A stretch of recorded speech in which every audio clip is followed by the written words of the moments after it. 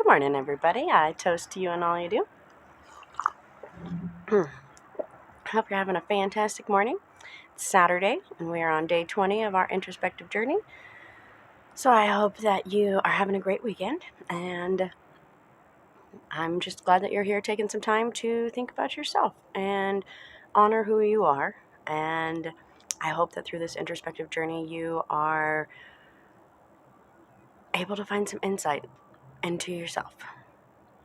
So, with that being said, today's question is, what events from my past are hindering my ability to live in the present?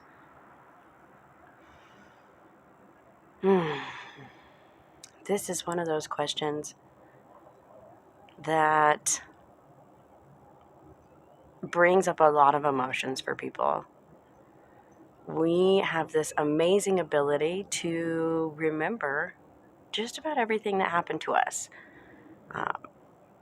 Now, some people have better memories than others. Some traumatic experiences get things left out. But the sad, unfortunate thing is that we often remember the negative things more than we remember the positive things. Now,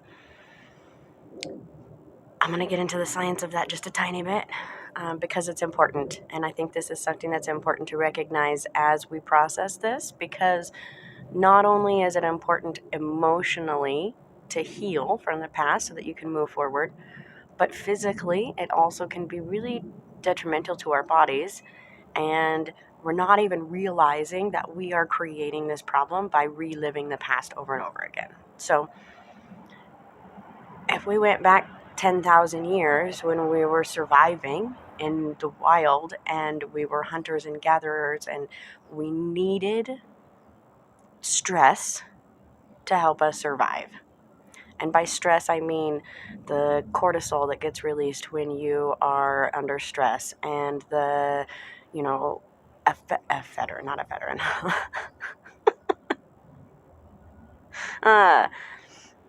But all of the brain chemicals that get, released, and all of these hormones and chemicals that float through your body whenever you get stressed out. Well, originally, what they did was they triggered flight or fright, and they would cause you to run, and you would survive. You would have cortisol pumping through your veins. It would open up all your capillaries. It would increase your heart rate. It would get you running, and it would get you motivated to run away from the bear that was chasing you. Well, now it's not a bear. It's your hurt feelings from a month ago, a year ago, 2 years ago, from childhood, or whenever you're carrying these things. And every time we relive that moment, every time we rethink that moment, you begin to release those same hormones and chemicals in your body, and your body begins to respond in that fight or flight response. Now, if you're not using that and you're not getting up and going running, and you're like, okay, I'm going to run it off, then it's just floating around your body. And it's activating cells, and it's turning off cells, and it's doing things to your sympathetic nervous system and your autonomic nervous system, and it's just wreaking havoc in your system because you're just sitting there on the couch thinking about the bad things that happened. And we don't even realize that we are causing this physical stress and anxiety to our body because of our thoughts. Your brain is so powerful. Your thoughts are so powerful. When I was a child and my mom was trying to teach me this lesson, she told me a story of a man who fell into icy water and was freezing, literally freezing to death. But he told himself, I am not going to die. I am going to live through this. I'm going to be warm. I'm going to survive. I'm going to live. And just through his brain power, he was able to stay alive long enough to get help. Now, as a child, that was like, oh my God. And then when I got older and I went into nursing school, I was in one of my nursing ethics class, and we were talking about the placebo effect and about dealing with with patients about that. And the placebo effect is so strong that it is something that is taken into strong consideration when they're doing medical research. Just the thought of thinking, okay, I've got this medicine, it's going to make me feel better. One of the most amazing cases I've ever read. It was a case study of a man who had cancer. He had stage 4 cancer. It was spreading all over his body. His doctor said, I want to put you in this test program for this medication. Let's see if it works. So he went, and the patient didn't know he was receiving the placebo effect. The doctors told him, this is your chance. This is going to save you. It's going to cure you. And the man believed it. He said, I'm not going to have cancer. This medicine is going to make me better. And he went through the test and he did it. Now, he didn't know he received the placebo effect, but he truly believed it. And his cancer went away. He cured himself through the power of his brain. And I know that sounds crazy, but this is in medical research textbooks. This is noted cases. This isn't just one random case. This happens again and again. But the one case that we were reading, 10 years later, he was reading some medical research because he was a cancer survivor. He stayed up on it. He read some research that said the medication that he had taken and had cured him didn't work, and that it was more effective on the placebo patients because of brain power, blah, blah, blah. It was like a big case study on that.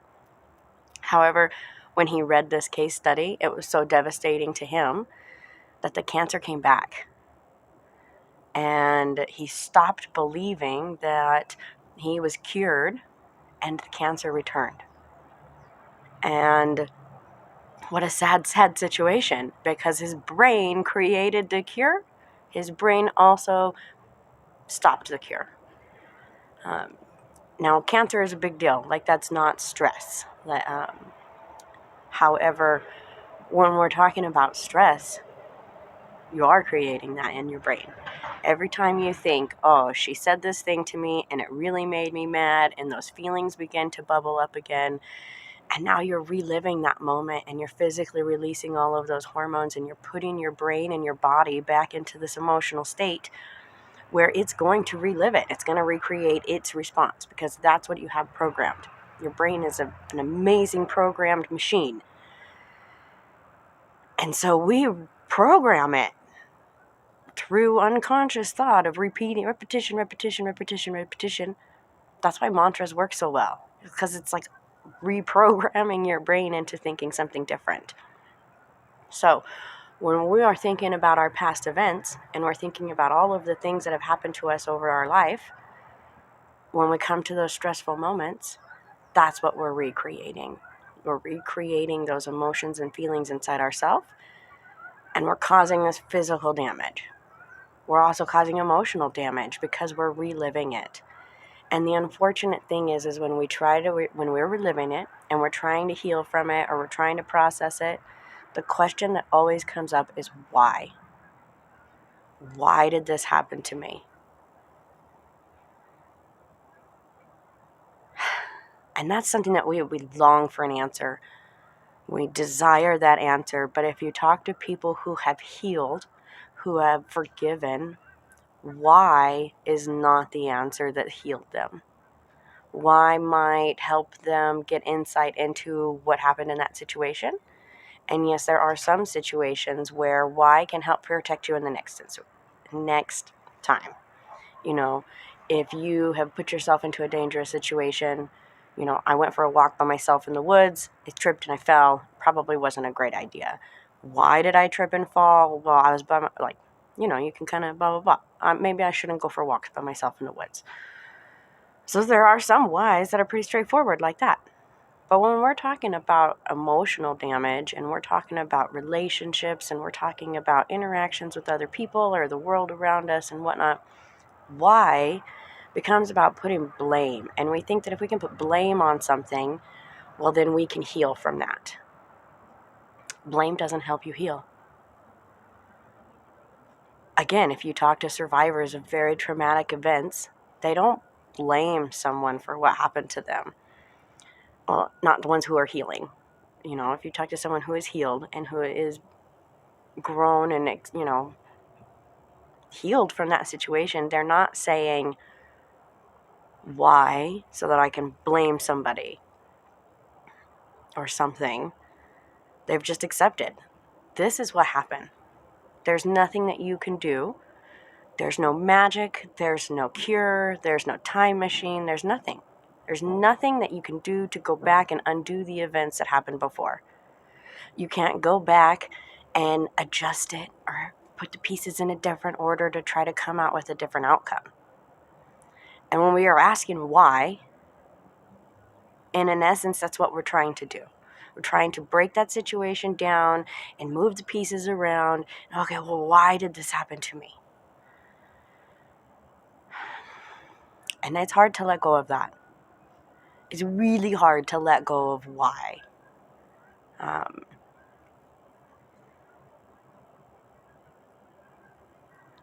And that's part of the healing process. You have to accept that this is what happened. I can't change what happened. Now, what am I going to learn from this situation, and how am I going to heal? Those are the questions that you should be asking yourself. Sometimes you learn that other people are bad, and there are bad people in this world, regardless of what we want to believe or how much of a fluffy world we want to live in and create around ourselves. There are bad people out there. And so you have to accept that, okay, this was a bad situation, this was a bad person, and I'm going to move on from that. I'm not going to keep that person in my life anymore. I'm going to recognize the signs of a sociopath or a narcissist or an evil person, and that's what I'm going to take with me. What are the warning signs that I should have seen so that that doesn't happen again? And how am I going to heal from this? How am I going to move forward? And one of the best ways to move forward is to be present in the moment. So when you're doing something and that negative thought comes up into your brain, instead of thinking, why did this bad thing happen to me? Think of, why did this instant trigger that memory? Oh, because that smell reminded me of that person, or that smell, or that touch, or that feel, something triggered that memory. And accept. Honestly, just saying to yourself, this is what happened. And then move forward. One of the most, I think it's in the introspective journey videos from last year. What is her name? She is, I can't remember her YouTuber name. I'm so bad with names. But anyways, there's another YouTuber. She's amazing. She talks about mirror magic and about when we are constantly reliving our traumas in our brain, instead of processing it like that and just sitting there with that thought and over it, she sat down in front of a mirror one day and she told herself what happened. This is what happened. Matter of fact, this is what happened. And she just looked at herself in the face and she told herself what happened. And she went through these traumatic experiences and she says, this is what happened. This is what happened to me. This is what I went through. This is what I survived. And in doing that and having that conversation with herself, okay, that's what happened. And I know that when you've gone through something really traumatic, like abuse of any kind, we're going to use that as the example. So when you have gone through serious abuse, it's really hard to simply accept that that was the situation and that that's what happened, and not try to put blame on yourself first and foremost. I guess we should side tangent just a little bit.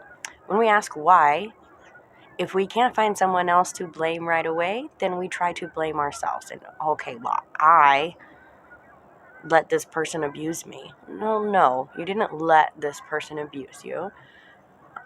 You were in a situation, and that's the way that it came down. I was watching the Epstein documentary on these girls that he took advantage of and tricked out and turned into pimps and all of these kind of things.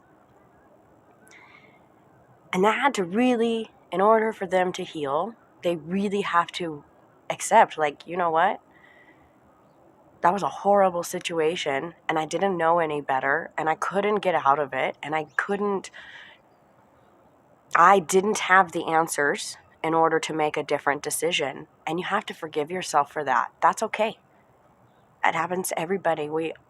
nobody has all of the answers, and we get put in these situations and we do the best that we can, and that's all we can do. And have to let go of holding on to this like blame and okay. So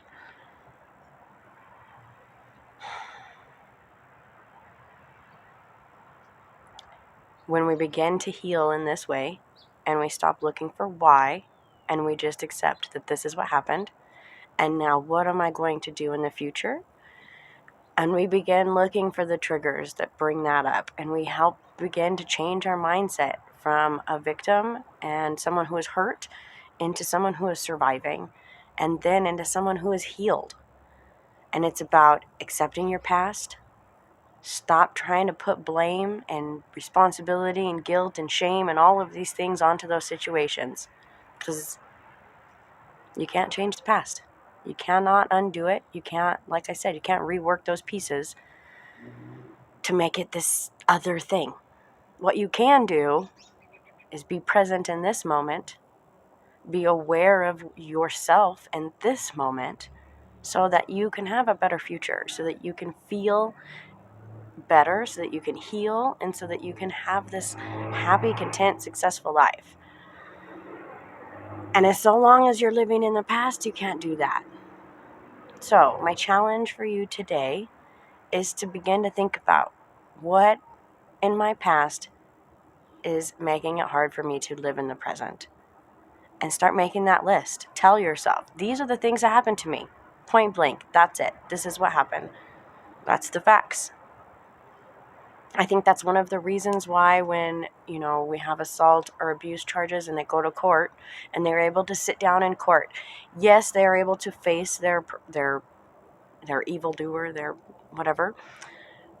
But I think that they're also able to see the events as they were. These are the events that happened, matter of fact, because they're presented to the jury and the judge and the case and everything like that. And here's what happened. And we can all see what happened. And they begin to move past, okay, that's what happened. Now we're in the future. So my challenge is, like I said, my challenge for you today is to make that list, to think about those things. And not in a way of why did they happen, but just as a matter of fact, this is what happened. So that you can move forward, so that you can heal, so that you can say, okay, those are the things that happened to me. They do not make me who I am. They have helped to mold me, and I have learned from them. And what am I taking away from them? What are the key important things that I need to take away so that I can heal and be happy and healthy and successful? If it's fear and doubt and blame and shame, I keep saying this, but you really have to let it go. You cannot hold on to those things. Go watch the Frozen movie where she's singing that song and meditate with that playing and really listen to that, because the message in that movie and in that song is exactly what the takeaway is from moving on from our past hurts. We cannot live in this state of fear that that's going to recreate itself, because like I said, it becomes a self-fulfilling prophecy. This is what happened, so it's going to happen again. This is what happened, so it's going to happen again. And that's the sad, sad thing. Evil people sense that. They pick that out of a crowd. That energy just kind of carries with you. Is that the energy that you want to carry with you? Is that the energy you want to admit into the world? It's not. And we all know it.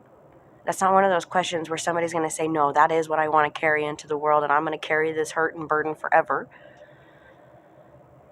And that's not necessary. You have to let it go. You have to let go of the shame and the fear and the doubt and the why, and just accept this is what happened.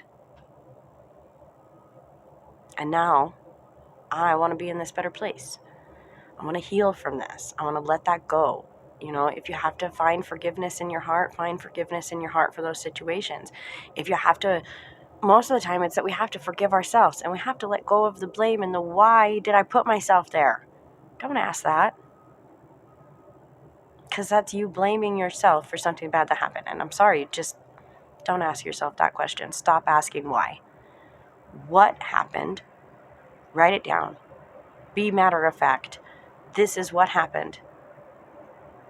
There you go. If you have to write it down in a journal, write it down. The mirror magic one, I think, was an amazing thing. And I think that a lot of times we're scared to use mirrors in magic for many different reasons, but because they reflect our shadow self. But when you sit down to have a conversation with yourself about your past and about your shadow selves,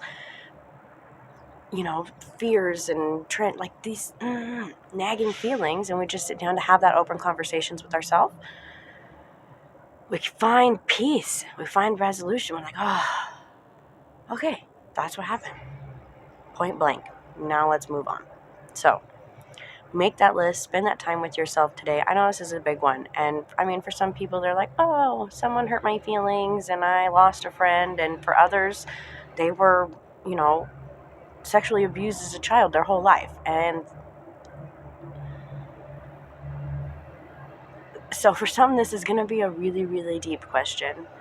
And have patience with yourself. Have the love for yourself to be honest, to be real, and just give yourself a big hug and say, it's okay. If you have to cry and scream and shout and do that to get that out, then do it. Do it one last time. This is it. This is the last time I'm going to let these feelings consume me. I'm going to scream and shout and punch the pillow and cry and do whatever it is that I need to do. And I'm going to release this. And I'm going to live this one more time, and I'm going to be done with it. And really do that. And when those memories come back up again, say, no. That is in the past. That happened a long time ago, and I don't need that to fuel me right now. So, goodbye. Goodbye, past. Let it go. I'm going to live in this moment. And when those feelings creep up and you're like, oh, I'm thinking about this horrible person because I smelled this smell and it smells like their perfume or cologne or whatever, and stop. Be present in that moment. What is actually making that smell? It's probably not anything to do with your memory. It's something new. So reprogram that memory into something new and begin to be present in the moment so you can do that reprogramming. Find mantras that help you to do that. The past is the past, the future is the future, and the present is a gift. So to be present in that moment and enjoy those gifts that we have right now. Some wise wisdom from the Panda movie. I'm very selective about the movies that my kids watch because of the lessons that they're teaching them in life. So I highly encourage watching the Panda movie and the Frozen movie. We have a video player in the car, so I often watch them without being able to see. So I think what it does is it helps my brain really take the words in deep. And there's so much wisdom in these movies and things that we can learn. So the past is the past. The future is the future. The present is a gift. So take time with that and be present in this moment. And I hope that your journey today helps you to really heal. This is one of those big healing moments, and so take advantage of that. And love yourself and nurture yourself enough to accept the past for what it is, the past. There's nothing you can do to change it. What you can do is be present in this moment and honor yourself. So, many blessings to you in all you do. Don't forget to like and subscribe. If you have any questions, don't hesitate to ask. I'm always here. And I just really appreciate everybody being here. And I really do hope that today you find some healing. Many blessings.